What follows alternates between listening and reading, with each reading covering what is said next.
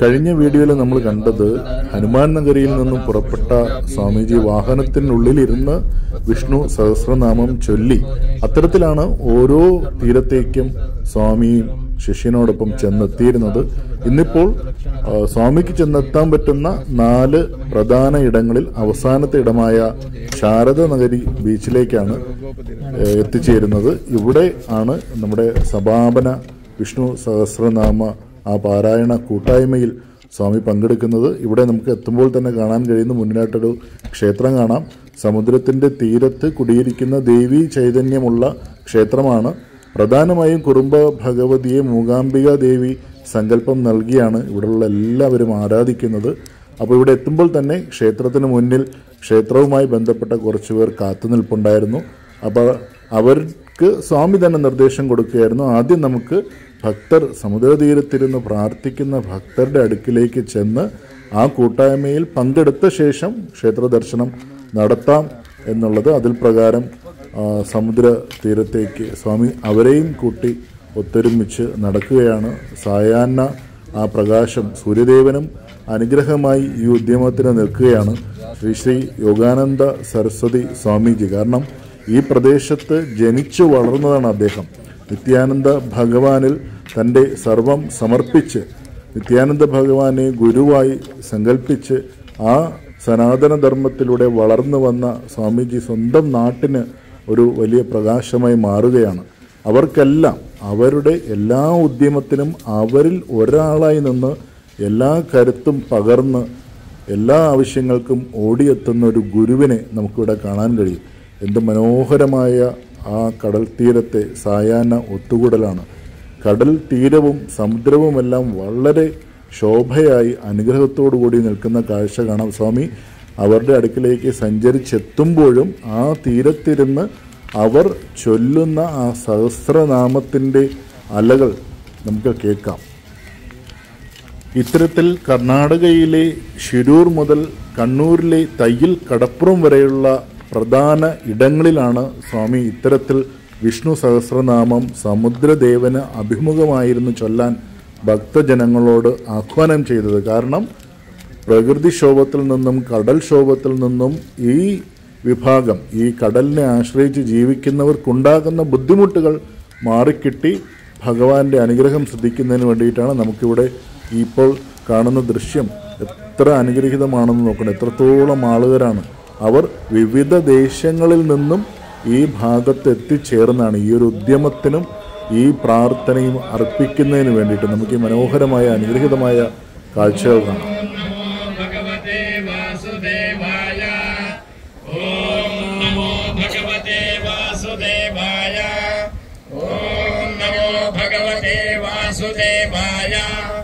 ഓം നമോ ഭഗവതേ വാസുദേവായ.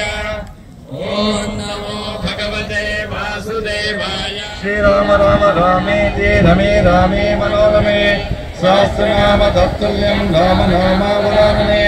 ശ്രീരാമ രാമ രാമേതി രമേ രാമേ മനോരമേ സഹസ്രനാമ തത്തുല്യം രാമ നാമാവരാനനെ. നമസ്തേ ഹരി ഓം. സರಿ ಕೂತ್ಕೊಳ್ಳಿ.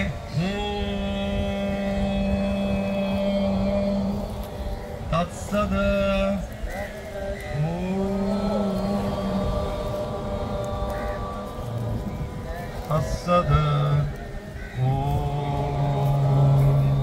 ಸಮುದ್ರರಾಜನನ್ನ ಸೂರ್ಯ ಭಗವಂತನನ್ನ ಯಥೇಷ್ಟವಾಗಿ ಪ್ರಾರ್ಥನೆ ಮಾಡಿಕೊಳ್ಳಿ.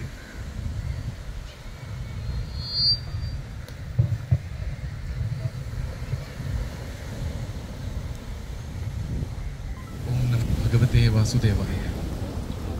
ಇದೀಗ ಶಿರೂರಿನಿಂದ ಕಣ್ಣೂರುವರೆಗೆ ಸಮುದ್ರ ಕಿನಾರೆಯಲ್ಲಿ ವಿಷ್ಣುವಿನ ದಿವ್ಯ ಸಹಸ್ರನಾಮ ಸ್ತೋತ್ರವನ್ನು 6 ಆವೃತ್ತಿ ಮಾಡುವಂಥ ಒಂದು ಅಭಿಯಾನವನ್ನು ಇಲ್ಲಿಗ ಸಂಪನ್ನಗೊಳಿಸಿದ್ದೇವೆ.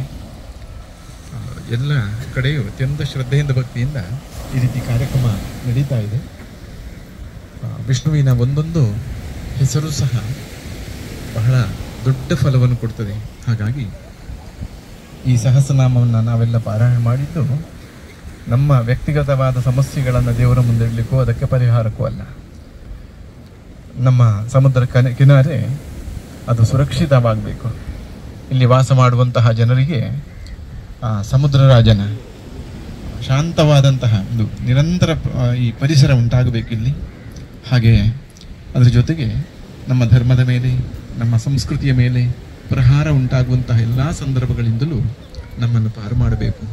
ಭಗವಂತನ ಅನುಗ್ರಹದಿಂದ ಪ್ರಾಕೃತಿಕ ಕ್ಷೋಭೆ ಆಗಲಿ, ಇನ್ಯಾವುದೇ ಅನಾಹುತವಾಗಲಿ, ನಮ್ಮ ಧರ್ಮಕ್ಕೆ ಬರುವಂತಹ ಸಂಕಟಗಳಾಗಲಿ ಎಲ್ಲವೂ ಪರಿಮಾರ್ಜನೆಯಾಗಿ ಭಗವಂತನ ಆಗಬೇಕು. ಭಗವಂತನ ಈ ಸಹಸ್ರನಾಮದಲ್ಲಿ ಒಂದೊಂದು ಅಕ್ಷರವೂ ಅದು ದೊಡ್ಡದಾದಂಥ ಮಂತ್ರದ ಫಲವನ್ನು ಕೊಡ್ತದೆ.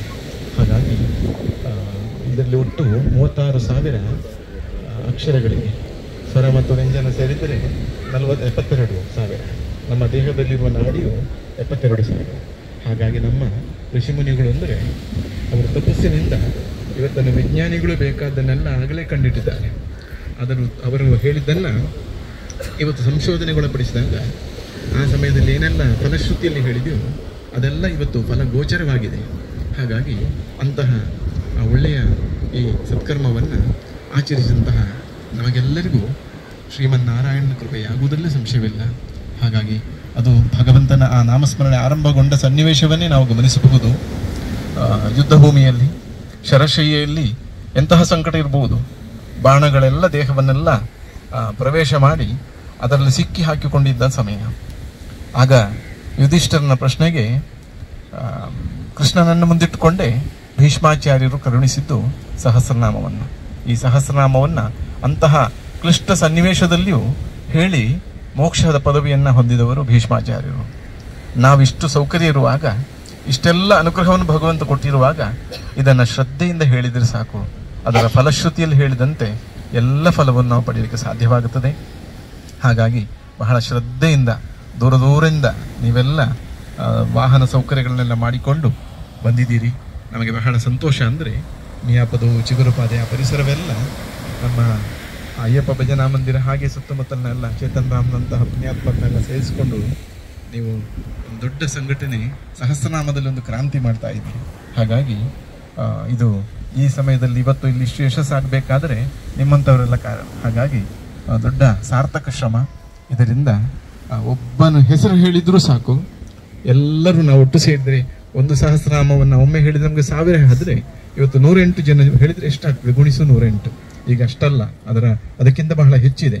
ಹಾಗಾಗಿ ಏಕಕಾಲದಲ್ಲಿ ಇಷ್ಟು ಜನ ಒಮ್ಮೆಲೆ ಸಹಸ್ರನಾಮ ಹೇಳಿದ್ದೆಲ್ಲವೂ ನಮಗೆಲ್ಲರಿಗೂ ಫಲವಾಗುತ್ತದೆ. ಹಾಗಾಗಿ ಎಲ್ಲರಿಗೂ ಭಗವಂತನ ಅನುಗ್ರಹವಾಗಲಿ.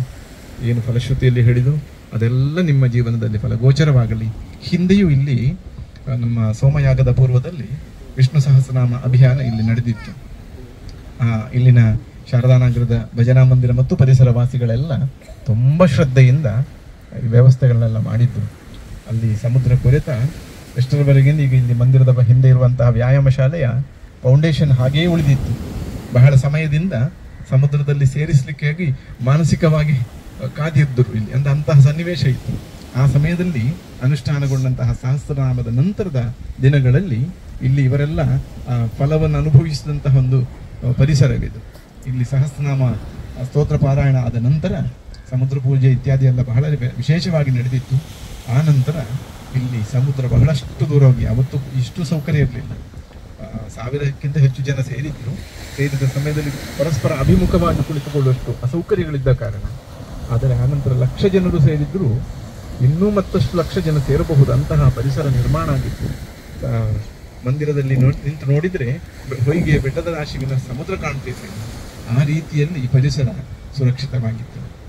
ಅಂದರೆ ನಮ್ಮ ಹಿರಿಯರು ಹೇಳಿಕೊಟ್ಟದ್ದು ಎಷ್ಟು ಅದ್ಭುತ ಶಕ್ತಿ ಇದೆ. ಅದನ್ನು ನಾವು ನಿತ್ಯ ಅನುಷ್ಠಾನ ಮಾಡಿದರೆ ಖಂಡಿತವಾಗಿ ಭಗವಂತ ನಮ್ಮನ್ನು ನಡೆಸಿದ್ದಾನೆ, ಮುಂದೆ ನಡೆಸಲಿದ್ದಾನೆ. ಎಲ್ಲರಿಗೂ ಶ್ರೇಯಸ್ಸಾಗಲಿ.